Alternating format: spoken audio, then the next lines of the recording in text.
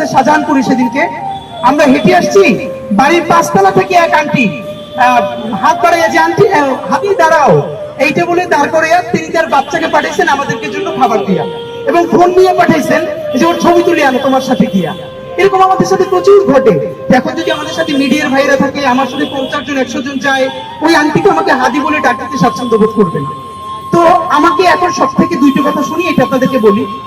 প্রথমত যেটা একটু লিসেন ইম্পর্টেন্ট, এটা আগে বলি যে অনেক আমাদের এইবারের যে গত 2 মাস ধরে রাস্তায় আছে, এটা সব থেকে বড় আমাদের ইম্প্যাক্ট হলো, আমরা আগে ভাবতাম কি যে তরুণরাই আমাদের সব থেকে বড় শত্রু, তারা আমাকে সব থেকে বেশি চেনে, আমাদেরকে ভালোবাসে। বিশ্বাস করেন আমরা অবাক হয়েছি, আমরা যখন রাস্তায় নামলাম 55, 60, 65 বছরের আঙ্কেলরা তারা এইভাবে আমাদেরকে কানেক্ট করবেন, এসে জড়ায় ধরবেন, মাথায় হাত থেকে দোয়া করবেন, আসার পথে আমাদের জন্য রিক্সা ভাড়া দিয়ে দিবেন, খাবার কিনে দিবেন, এটা আমরা চিন্তাও করি না।